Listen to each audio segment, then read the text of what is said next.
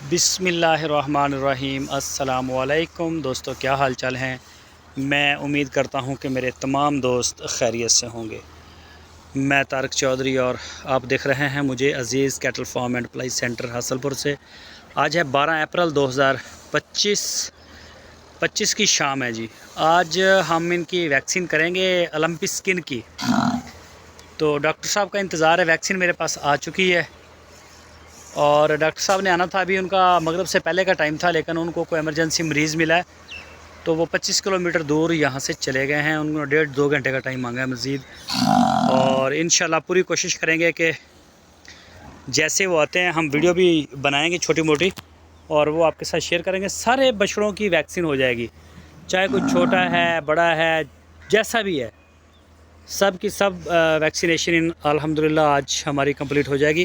ویسے ویکسین ہم نے 11 فروری کو پہلے بھی کی تھی، اور میں نے اپنے YouTube channel DGF life stock کے اوپر اس کی ویڈیو بھی اپلوڈ کی تھی، اور میں نے بتایا تھا کہ ہم نے اولمپس اسکن کی ویکسین کر دی ہے اپنے فارم کی۔